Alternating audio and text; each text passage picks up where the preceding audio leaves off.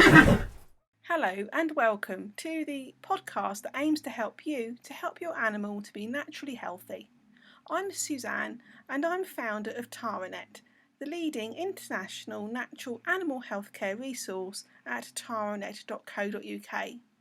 The aim of this podcast series is to help you to get some tips to help your animal, whether it's your dog, cat, horse or other animal, to live as naturally happy and healthy lifestyle as possible.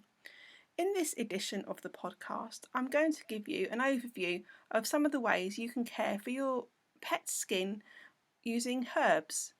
You may have heard of natural skin care for people, but did you know that your pet can also have natural skin care? There's quite a large range of products and ways you can use herbs to help your animal to be great, healthy and happy in his or her skin. So in this edition, I'm just going to talk about the different herbs and what they are beneficial for. So, first of all, it's worth saying that great skin does start from the inside out. So a good diet is essential. If your animal isn't getting good nutrition in their diet, the right amount of vitamins, minerals, for instance, and the right quality of food, then it will impact on their skin. But if your animal has got still got a skin issue, despite your efforts in giving him or her some great food, then there are a variety of herbs that you can use to help. So I think it's worth saying before I start that all of these herbs are really, really beneficial, but they're not necessarily proven in scientific research. Now that is not because the herb doesn't work. It's just because practically the cost of a scientific trial is really expensive, phenomenally expensive. So a lot of people, a lot of companies, organisations don't focus on providing natural health research for pets because, to be honest too, the research into pet health care is quite small and very limited. The majority of scientific trials are always focused on humans.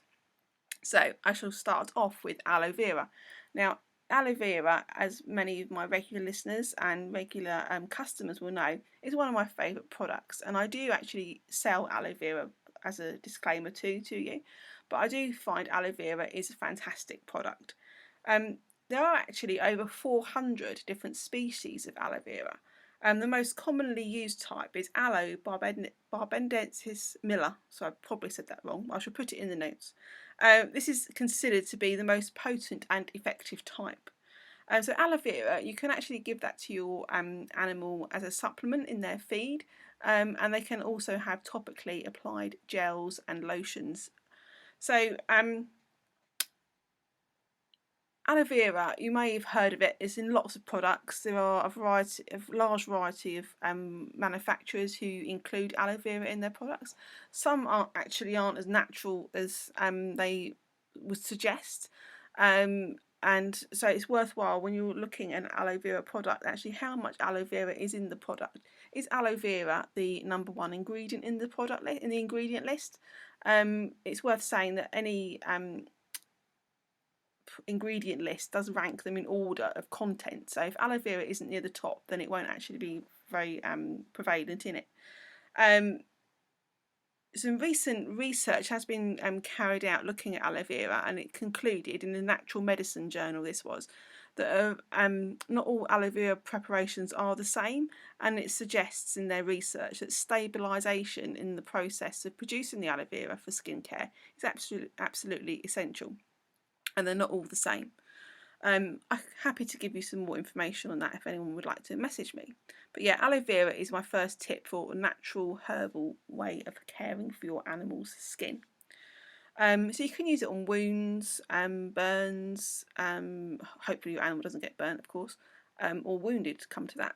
But it's scratches, just sore, irritated areas. It can be used for lots of variety of reasons. Comfrey is another herb that's really commonly used for helping pets' skincare or horses' skincare. Again, it can be used as a supplement as well as a topical product. Comfrey actually includes something called allantoin. Now that's actually in the aloe vera herb as well, but Comfrey also has allantoin, and that is a substance which helps skin cells grow. So it's probably because of the reason of that Comfrey has got such a great reputation for assisting in skincare. Thirdly, Arnica. Arnica, you may have heard of. It's a really well-known homeopathic remedy, and is often used for relieving strains and sprains for muscles and joint problems. But actually, Arnica is great for the skin too. It's thought it's best for inflammatory skin conditions.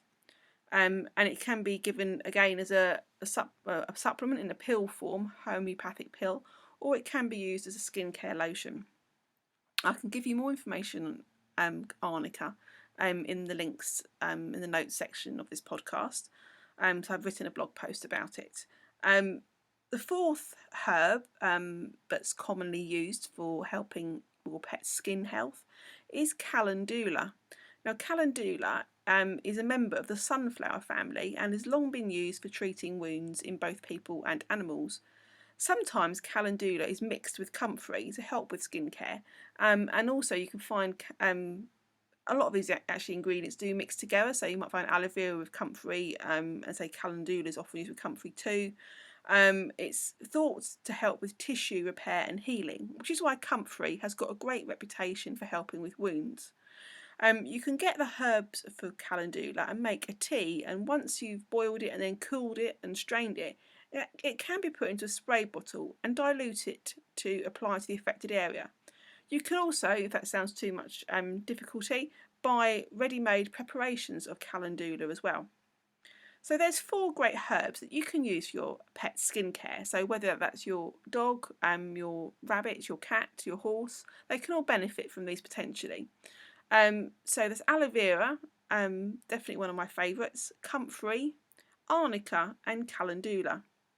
Now all of these products you can find online at some great natural animal healthcare websites, product websites such as Hilton Herbs, for instance, is one that's an international website, and there's a variety of other ones too. As I say, aloe vera, I do sell aloe vera as well, and I'm happy to sell that to you if you're interested in that fantastic product. It's worth saying, of course, that if your animal, whichever animal you have, has any kind of ongoing health condition or a new ailment, or is on any medication already, that you do check with your veterinary surgeon first to make sure A, what the problem is, and B, that it's okay to use the lotion or supplement. Well, just because herbs are natural, which is obviously great and fantastic, it doesn't necessarily mean they don't always cause issues. There can be contraindications between them and other medications, and certainly you don't want to delay your animal getting better through using a herbal supplement or anything else come to that without first getting your veterinary surgeon to look at the animal and diagnose the condition first. It's also worth saying if your animal goes into any shows where you need to make sure you're not using any kind of banned substance, that you make sure with the manufacturer of the product or with the authorising body that you're, say for horse, so the FEI if you had a horse, that you are okay to use that herb, because herbs sometimes do come up on a banned substance list because of the properties they do contain, because as I say, they are quite potent and they do work. It's worth saying that with herbs, often you do need to use herbal products more often than synthetic products. That's not to say that they're not effective, of course, but they don't have all the other chemicals to make them long lasting. So whereas with some synthetic products you might need to use it on the skin, say a couple of times a day sometimes, with a herb or product you might need to use 3 or 4 times. But that's not unusual, and there's nothing to worry about. It doesn't necessarily mean you need to use more of it and it's more expensive at all. But of course with our animals we love them dearly, I know you do, and you want to give your animal the best possible chance of having a naturally healthy and happy lifestyle. So if it costs a few more pennies, then that's all well and great. Well, I hope that's been useful, and if you've any questions then do email me, and I will put that all in the notes in my email address. Till next time, goodbye.